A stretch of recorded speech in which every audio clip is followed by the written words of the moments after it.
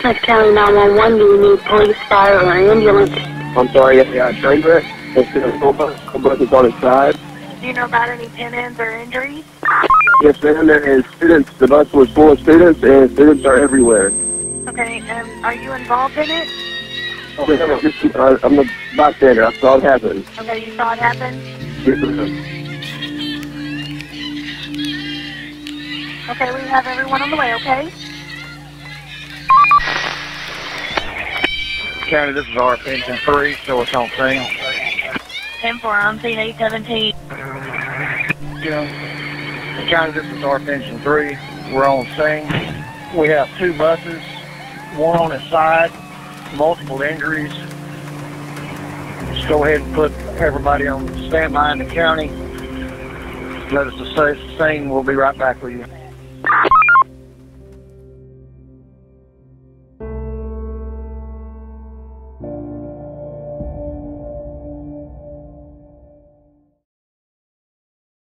The planning actually started last year when we had our last training event in coordination with the Tyler Fire Department, where we did some hands-on with fire extinguishers and so forth.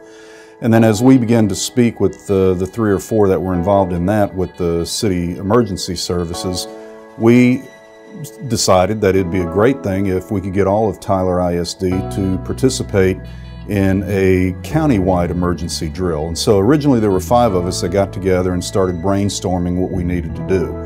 And as a result, we came up with this railroad disaster drill where Union Pacific brought in a train. We had a bus that was not able to continue to be in service. It had a cracked frame. So we determined that we'd go ahead and use that bus, take all the usable parts off of it. So basically they just got an empty shell. And then we got about 85 students from John Tyler and Robert E. Lee to volunteer to play the victims. The purpose was for them to actually be a part of the emergency disaster drill and be as realistic as possible, which gave our students a chance to actually put their acting skills in play. And actually we told them basically you can't come out of character until we tell you to come out, which made it kind of, in some ways, a little bit difficult for some of the firefighters because they actually went into character and stayed in character. We were very impressed with TISD, with working relationship with them, especially with the students. As I said, my wife is an ex-principal, and she commented about how precise that all the students were on what they were supposed to do. They were given an assignment and they worked it 100%. And she also was telling me how well coordinated TISD was when it came to tracking students and basically having students under control. No, the control is not a good word, but the students were very well behaved. I had a lot of comments from first responders on the scene about how well the students acted their part, yet they were very disciplined in what they did. When I saw the scene looked very real to me as far as the students, you know, as far as what happened. And in my mind, actually, I'd hate to think if that was really real, but it was a challenge to me because I've never seen that before. And to be able to deal with that, I was grateful that it was a mock scene. I think they helped with all our drivers and monitors so they could see what it would really be like if something like this should actually happen. You know, a lot of us, we train on this, we talk about it all the time, but we never really see anything like this. I think it opened up a lot of eyes to a lot of people that work here. And I heard a lot of positive response out of it, that they thought it was a good drill. It was an extremely heartening success for our chapter in terms of the ability to provide the requested direct services on scene. In addition to feeding the first responders, which was the official request, we also provided sheltering and snacking for the volunteers who were participating as victims in the exercise. So that was a good opportunity for us. And the government liaisons got to feel what it would be really like to be in an incident command post. So our on-scene personnel really felt fulfilled in terms of their requested mission. And the leadership back here at the office got to experience what it was like setting up a large-scale disaster operation in the initial hours, what they would have to take into account, the rushed nature of it, and they really got to simulate that in an event that wouldn't be nearly as stressful as an actual event that we were trying to serve.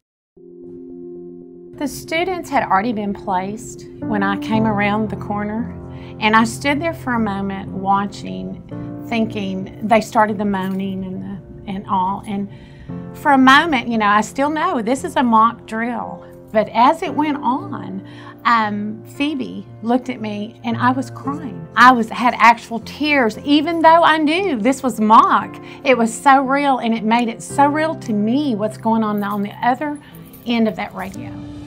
I have to give credit to TISD for making that a very realistic scenario. To come down in to the scene and to see the chaos that was created, it was absolutely unlike anything I've ever seen before. And it made you feel like it was an actual event that was occurring. And so there was that tension, that level of uncertainness that was in the event, even though it was a planned event. And so it really created a scenario of chaos, and it really was lifelike. I've been with the district 17 years in transportation. The radio to me is that lifeline to that bus driver. And we really need to remember how important that radio is, because that's the only communication they have. Yeah, they have cell phones, but they can't use them unless it is an emergency and they're stopped. But the radio and everybody pulling together and getting them help. Our police department, Tyler Police Department, you know, even ambulance. So to me, there couldn't have been anything wrong about that exercise that we did, because everybody took something away from it, whether it was as emotional to me or just, wow, this could happen. The most important thing that we can learn from any drill is that in the event of any disaster, we want to make sure that we are well trained and we are prepared for any eventuality. So we always plan for the worst, we pray for the best, and I think in this situation, the best thing that occurred was the realism, the realistic setting, and to have to communicate in that, given that kind of setting, is difficult for people to follow their training when it is so chaotic. The only thing I would say is that the students and the visual and performing arts group, George Faber and his staff, were superb. We have nothing but high accolades from every one of the emergency services throughout Smith County that participated. From the realism of the makeup for the injuries, the students acting and the way that they behaved. They kept in roll the whole time under very difficult circumstances, because it was cool out that morning and it was raining. But just as with any emergency that occurs, it doesn't always occur in good weather. And the students were real troopers in making sure that this event was a huge success for Smith County emergency operations.